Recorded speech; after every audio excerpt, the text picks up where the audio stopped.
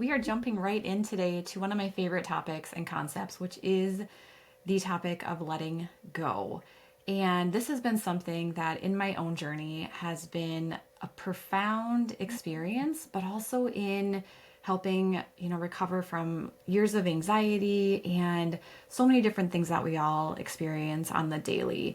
And it's something that I remember, my coach telling me about years ago, like, you just got to let it go. And as someone who is a former control freak, that was a really hard concept. I didn't understand, like, how do you actually let go of something? Like, what's that process of surrender? And so we wanted to talk more about that today because it really is something that once you begin to understand this, it is a game changer. Yeah. So letting go is one of the hardest things to do though, Ange. And I think it's not always just about like letting go of maybe something we're not supposed to be eating, right? It's not always about just letting go of maybe a job. I mean, some of this stuff gets pretty deep. Like we're letting go of relationships, we're letting go of beliefs, we're letting go of deeper interconnected things. And so, what I find typically, for myself is that, especially in this current situation in the world, I'm having a lot of things come before me that are requiring me to surrender and let go.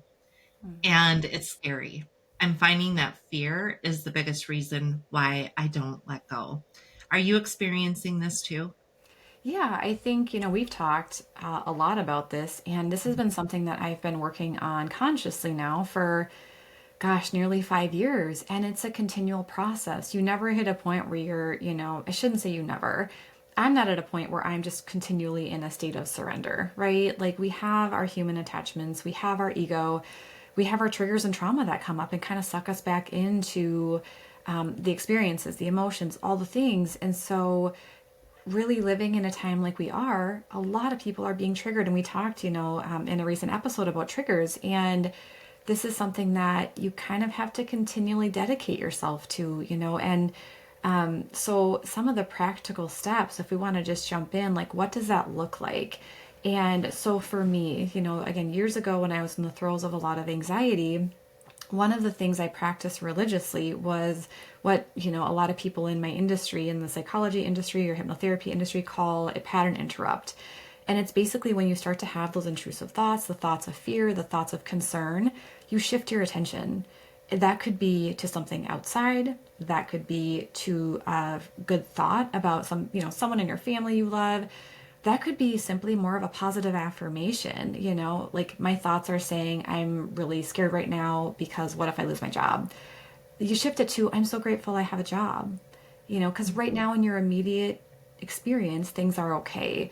And so with anxiety in particular, it really is worrying about the future, a future that hasn't happened. So for me, the continued dedication to the pattern interrupt process was profound. And on a neuroscience level, why that works is that our thoughts, our chemistry in our brain is hardwired. We have very similar patterns of thought within our brain.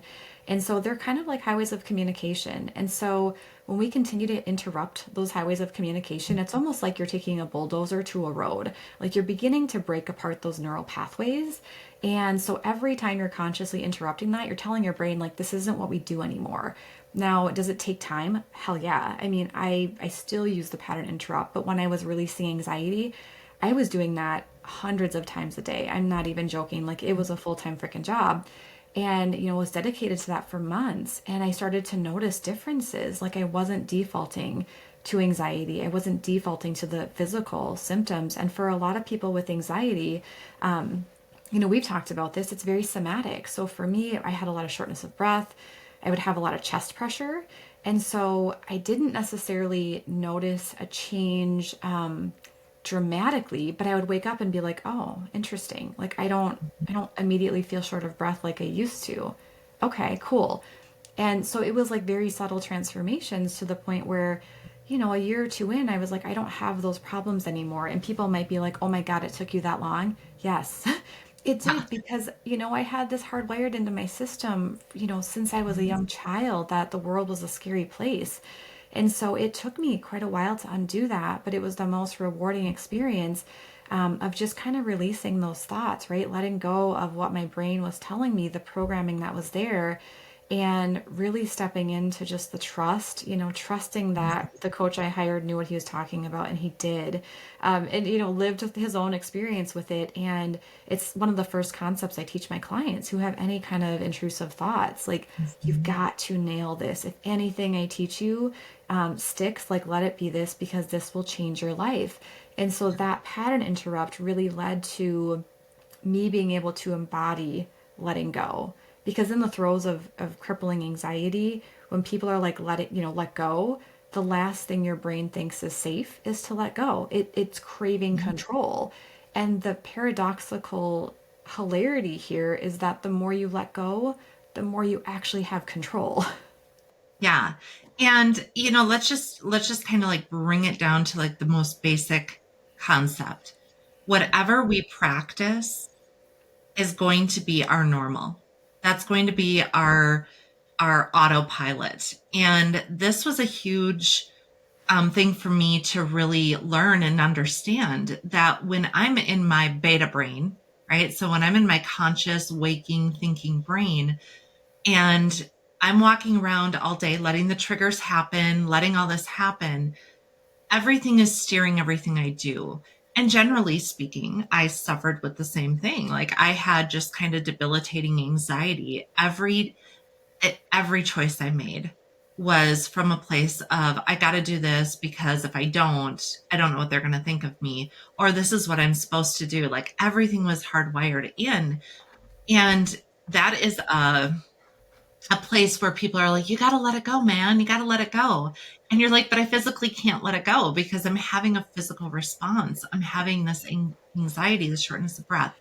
But as soon as I fully understood the power of, let's say, meditation or hypnotherapy, it's where when we're consistently practicing something else, that's where we change the brain wiring. That's where we rewire. And I learned that from a therapist, and it was a long time ago. And I still was like, what? I didn't understand it. It took a lot of my own self exploration, reading a lot of books, understanding how the brain really works. And the brain doesn't know the difference between the future, the past. It doesn't know. So we just find ourselves kind of reliving familiar cycles, even if we hated them, but it's familiar. So it feels safe. And that's why letting go is so hard because, again, it goes back to I might die. This might ostracize me.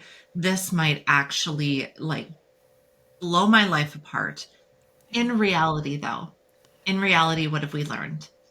Every time we let go of something, maybe it's something small, we create this space. And every time, Ange, I know you've experienced this too, we've gotten some profound thing back. Yeah. And um, I used to follow Abraham Hicks a lot, kind of in my own journey of spirituality. I really enjoyed her messages. And she had spoken about breathing. And she had said this to a guest in her own studio who was struggling with, I can get money, but I can't seem to hold on to it. So I always end up losing it. And then I always get it back, but then I lose it all. And she had said, and I think this applies to everything, that letting go was the missing factor. And it's like, would you hold your breath in order to survive? Well, no, you would breathe in, you exhale, you would breathe in, you exhale. And that is exactly what letting go looks like. But it is hard to get there. Yeah. You hit the nail on the head, and it's committing to simple, just very simple things every day that you can do with consistency. And as we've said before, like, you can't Amazon Prime this. There's no quick path to healing, to rewiring the brain. There are modalities. People know I'm very passionate about hypnotherapy and rewiring the brain, and it's still a process that requires people to stretch out of their comfort zone. And those comfort zones that we have, although no one would ever say anxiety is a comfort zone, it is for the body. The body desperately feels, if I don't have this, I'm going to die. And so it's like thanking that part, like thank you for the service you provided and keeping me safe and the times I had to be hyper vigilant, and I don't need that anymore. But when we come out of that comfort zone, it's very uncomfortable and there's no bypassing that, like I am living in that tension right now, making some significant life changes, and it is horribly uncomfortable. And I know this stuff. I know this works so well. And I still find my brain trying to sabotage that, right? But I know better and I understand what it is. And I allow myself to just move through it, right? And continue to surrender the discomfort, to, continue to just understand this is a part of the growth journey. And, one of my best references for anybody who's like, okay, cool, I hear what you're saying, but I don't understand still how to do this. The book by David Hawkins, I think it's called Letting Go, The Pathway of Surrender. Absolutely phenomenal. And I would highly suggest anybody get that book because he really breaks down, like in every area of your life, whether it's money, whether it's relationships, whether it's health, how to surrender. Because again, we can talk about it, but if you're like me, it's like, cool, I want to, but tell me A, B, C, D, and I'll do it.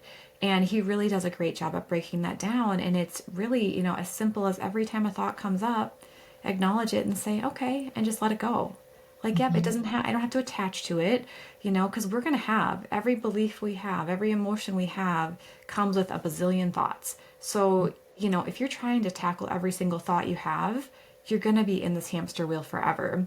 So the more you're just like, okay, I had that thought, yep, all right, letting it go, or like that doesn't pertain to me, like that was another thing my coach said is, does it pertain to you? You and I talk about the nature of the world right now, and it's very interesting out there. And there's a lot we could get really sucked up in, but it doesn't pertain to me.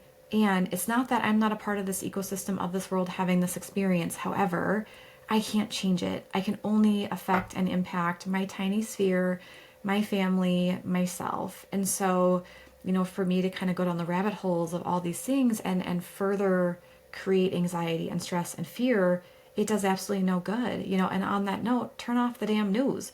Like, you don't, if something were to happen in your area, you're gonna know. Like, you don't, the news is such a, it's called television programming for a reason, and it keeps people in a lot of fear and a lot of worry and really in that fight flight state. So the more we can begin to just even decide some of the things that take your peace. Maybe it's social media. Maybe you find every time you get sucked down the rabbit hole of TikTok or Facebook, you kind of come out feeling a little less optimistic about the world. So put some parameters around how often you use that, and kind of begin to look at what disturbs your peace and what you're willing to have within your sphere. And you might say, well, I can't not have my family in my life. True, maybe, but you can put boundaries around how much you're willing to let them impact you, and both of us can speak to that, right? Having had our own experiences, I really have this mentality now that no one deserves access to me that I don't want to grant access to. And that might sound really selfish, but when you're in your healing era, when you're doing so much deep internal work, you kind of go into a cocoon. And it's like, I'm not grounded enough yet in this new frequency to be unshakable to the world. So I do have to protect myself in the ways I feel necessary, and also acknowledge like the world is a reflection of me. So whatever's going on inside, I'm going to get it even if I am in my cocoon. Like, I'm going to be noticing those triggers, and then I get to decide, okay, am I going to engage in them and lose my peace and power, or am I going to surrender it and just say, what's the lesson here? What am I meant to learn? Right. And I think the big thing is when we are faced with situations that we can tell internally are not in alignment with us. So let's just use the family as an example because we both share this common thing. So it's easy for us to talk about. But when it comes down to something as sacred as the family, like those are really some tough moments. And being able to look at that situation and say, my head is telling me that you never walk away from this situation. Like you don't, because that would be abandoning them. There's all these things that your head's going to think and tell you feel. So you might stay, but internally there is something that's really not sitting. Like there's some part of you that doesn't get to be you because you're not putting up the boundary. You're acquiescing to stay part of this unit. And this is where the letting go provides a ton of discomfort for you because you're in dissonance. Your thoughts and your feelings are not in the same place. And this is how you know you're ready to let go of something. This is your sign. This is your telltale. And how does it manifest? In our health, right? So we start to see maybe sleep patterns interrupted. We start to see maybe food intolerances. We get into dis-ease. And that is really just a sign that we're holding on to something that we are preparing to let go of. But we still have the free will to do that.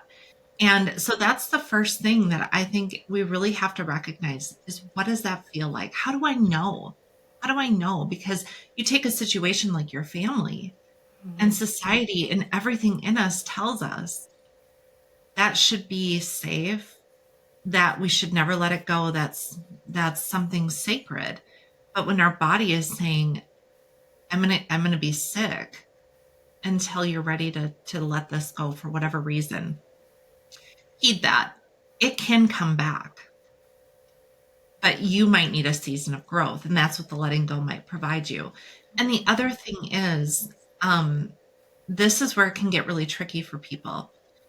So there is a point in your journey that you might not want to DIY it. Your logic and your limbic, your thoughts and your feelings have a very different angle on things, and they don't work together as well. I tell my clients this all the time. The value of having somebody to be able to help support that journey, massive difference between how fast you get there. Massive. And I think that we both experience this with our clients. We have certain clients that I know would be stuck in the same cycle of dissonance, discomfort, unfortunate events.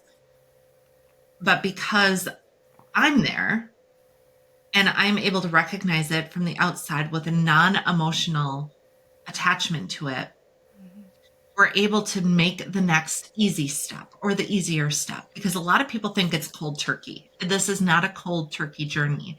And eventually you do get to a point though where you don't need to have all this support. You might have a great friend like I have, you, but eventually you get to a point because you've taken all these baby steps. You've let go of something small, another small thing, and you've seen the reward of that. You've grown as a person, and it's that stage. So I think that's what people need to know. How do I recognize it? Maybe I'm not prepared to go it alone yet. Yeah. And at the end of the day, the journey might take a long time, but you will evolve. So it's not like you just perpetually stay in hell, Yes. right? The journey does reward you along the way. Yes. And it's, we talked about this. It's the most rewarding and transformational and also challenging journey, but if I wouldn't have taken this journey on, gosh, 5 years ago or whatever, my life would be so different. I mean, I can only imagine the self created hell I would still live in.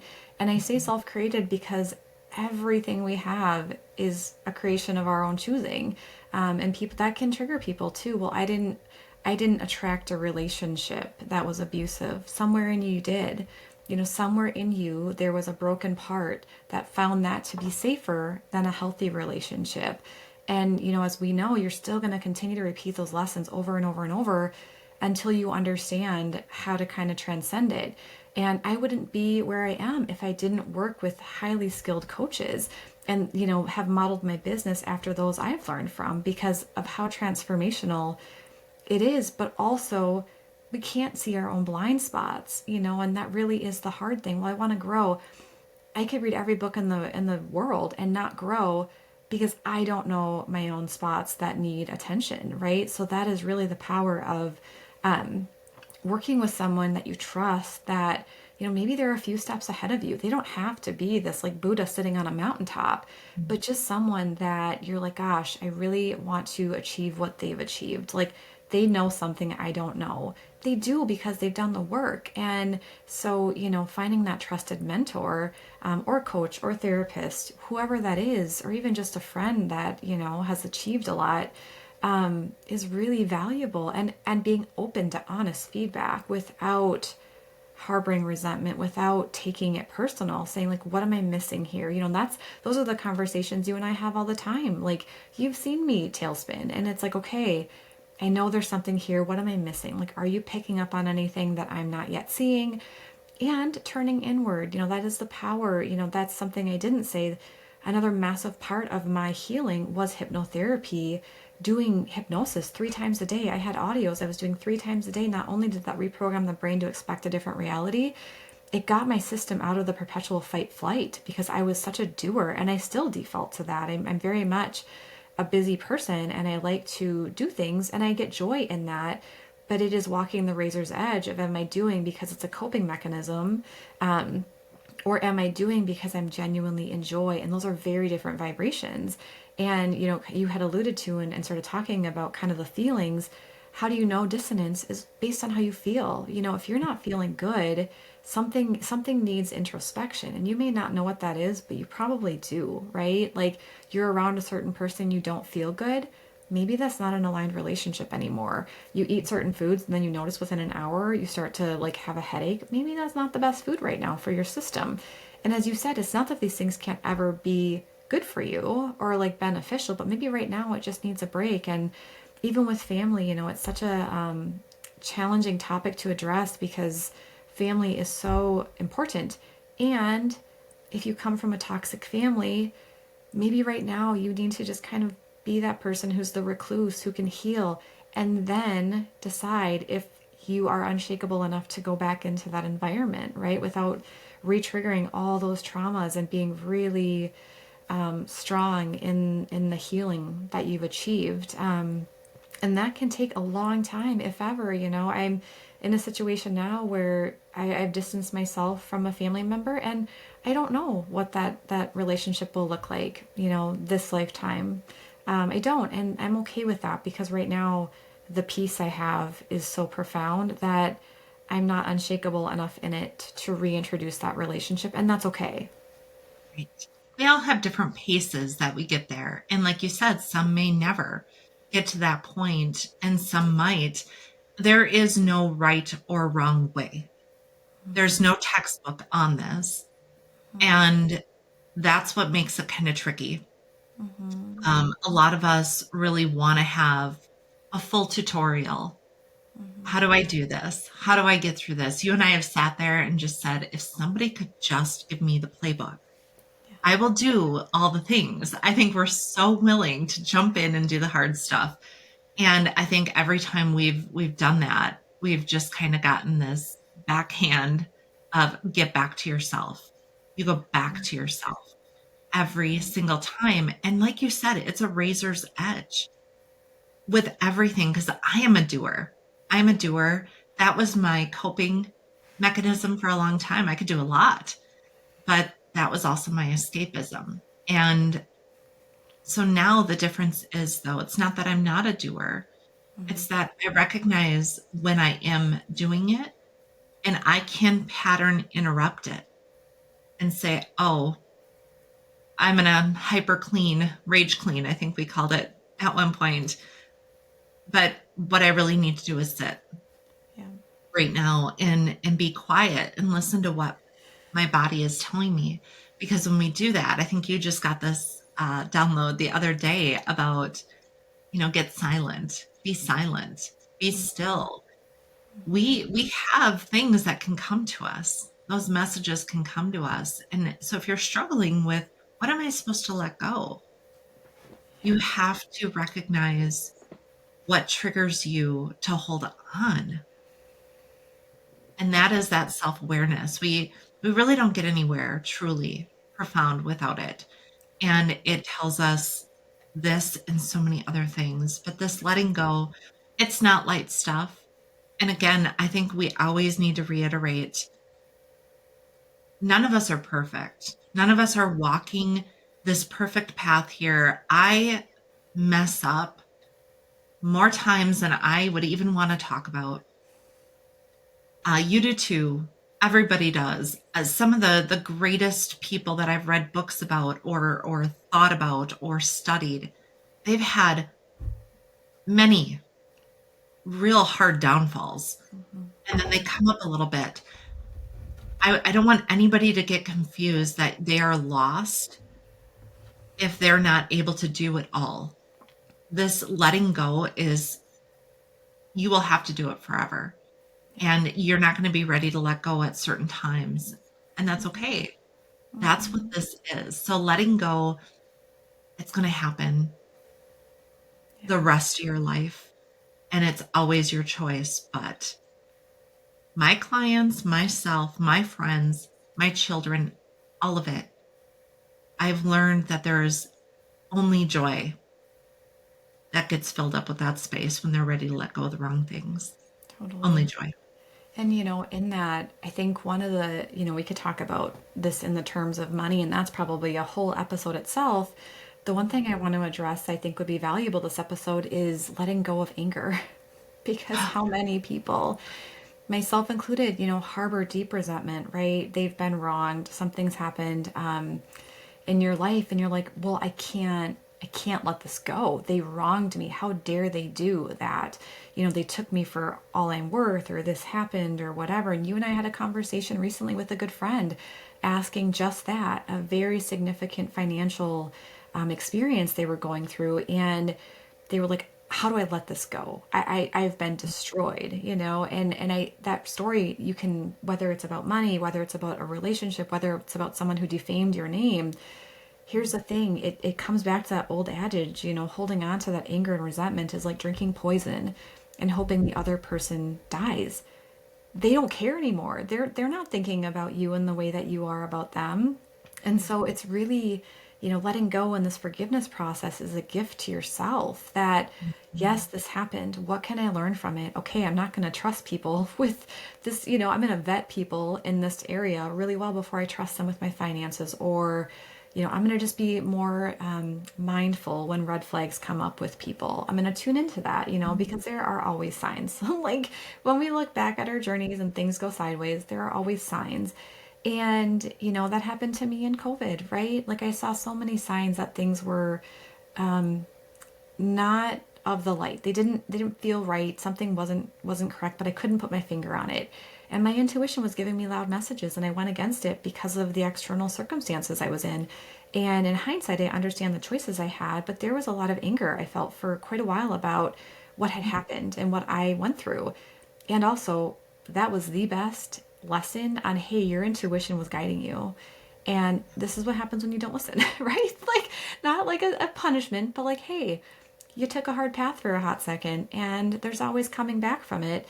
But, we can choose to hold on to that anger and poison ourselves. We can choose to hate the people that hurt us, or we could say, what's the lesson I meant to learn? And maybe it's a cautionary tale of just being aware next time, or perhaps there was something even on a bigger scale you were meant to receive from that there's always that. And you can look at that from childhood trauma, from rape, from abuse, from the lens of all these things. And I'm not saying they're easy, you and I have the credibility in the background to talk about this, so we're not saying it flippantly. I just want to be clear that this is not disregarding anybody's trauma and saying it doesn't matter.